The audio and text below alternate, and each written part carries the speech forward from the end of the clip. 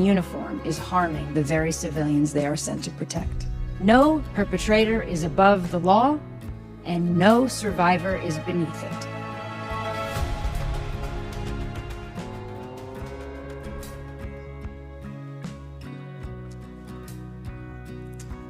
Thank you. Your Excellencies, ministers, ladies, and gentlemen, it is an honor to be here.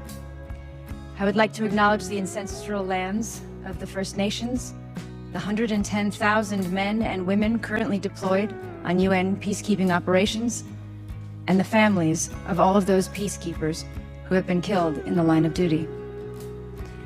And I thank the Canadian government for hosting this event and for their leadership on women, peace, and security. We meet at a time when peace is in short supply, with armed conflict in Myanmar, Syria, Iraq, and Yemen, to name but a few of the worst examples, with over 65 million refugees and displaced people worldwide, and UN peacekeepers deployed on an unprecedented 15 operations.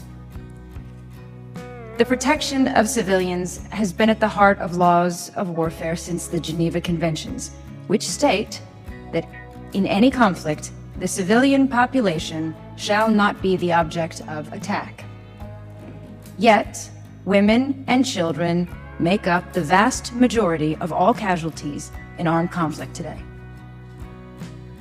Laws prohibiting attacks on schools and hospitals are routinely breached, for instance, in Syria. Laws prohibiting the denial of aid relief to civilians are repeatedly ignored, whether in Rakhine State or in Myanmar today, or in Yemen. In Yemen, where millions of people are facing death from starvation. And despite being prohibited by law, sexual violence continues to be employed as a tactic of war in 19 countries. It includes mass rape, gang rape, sexual slavery, and rape as a form of torture, ethnic cleansing, and terrorism. It has been 68 years since the Geneva Convention Fourth Protocol, which said women shall be especially protected against any attack on their honor, in particular against rape, enforced prostitution, or any form of indecent assault. It has been 21 years since the UN first promised to address sexual abuse by UN peacekeepers and to increase the number of women deployed in operations. Yet, the exploitation of defenseless civilians still takes place, and still, less than 4% of all peacekeepers are women. It has been 19 years since the Rome Statute of the International Criminal Court stating that mass atrocities, including rape and sexual slavery, would not go unpunished, and yet justice for survivors of rape is still the exception. It has been 17 years since the UN Security Council Resolution 1325 called for an end to the exclusion of women from peace negotiations, for special protection for women and girls against sexual violence, and for an end to impunity.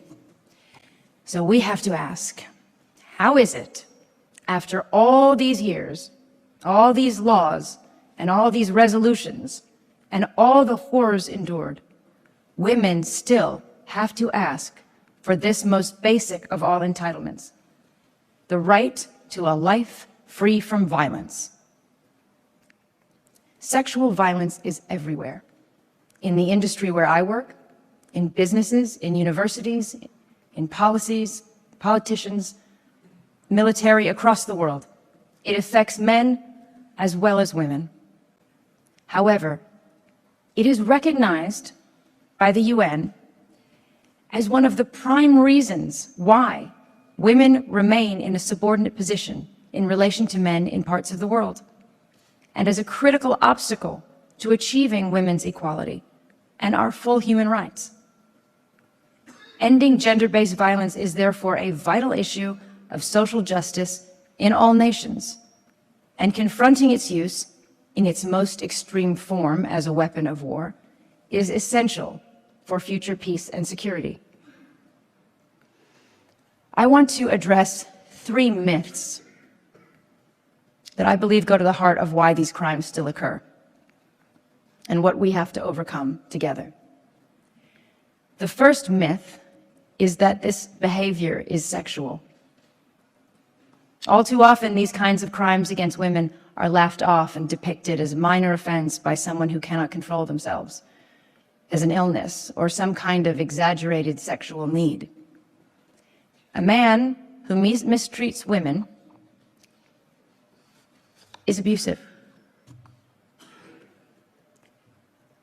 Only last week, a trial opened in the Democratic Republic of Congo for 46 alleged cases of rape of children by militia fighters who had been told that the blood of virgins would grant them supernatural protection.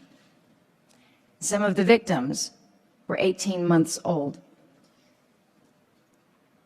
According to the UN, almost every female Rohingya refugee in the camps in Bangladesh is either a survivor of sexual violence or a witness to multiple instances of sexual assault, rape, or gang rape. MSF said that half of the patients it has treated for rape are under 18 years old, and one was just 9 years old. This is rape and assault designed to torture, to terrorize, and to force people to flee. It has nothing to do with sex. It has everything to do with abuse of power. It is criminal behavior.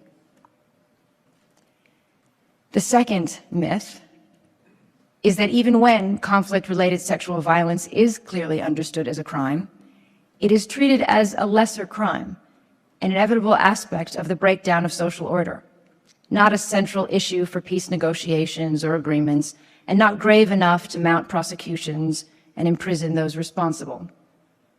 But sexual violence is a weapon used to deliberate effect to achieve military or political objectives. It is cheaper than a bullet. It has long-lasting consequences that unfold with sickening predictability. And that is what makes it so cruelly effective. I would like to ask everyone here to take a moment to consider the following scenario. Imagine your hometown, the street where you live. A conflict has broken out in your country. One night, trucks roll in, and your street is surrounded and blocked off. Men with guns pour out of those trucks and start breaking down doors.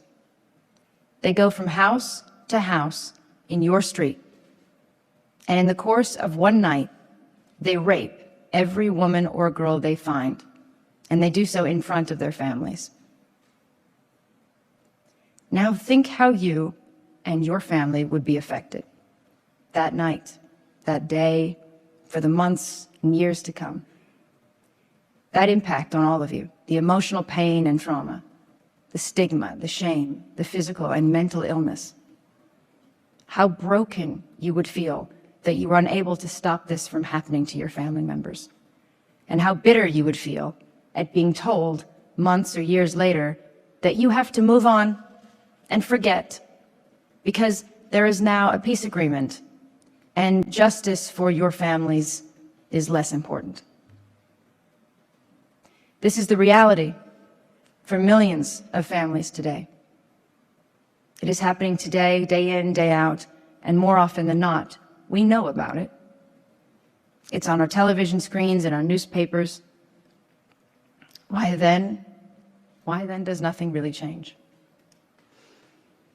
And this brings me to my third myth, which is that even if we accept that sexual violence has nothing to do with sex, and understand that it is a crime, that it is used as a weapon, with many people, they will still believe that it's just simply not possible. That's how it goes. How could we possibly prevent sexual violence in the extreme conditions of war?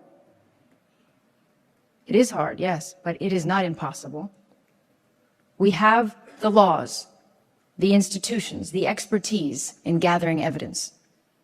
We are able to identify perpetrators and those responsible. What is missing? The political will. This brings me to the role of the military. There is nothing worse than when someone in uniform is harming the very civilians they are sent to protect.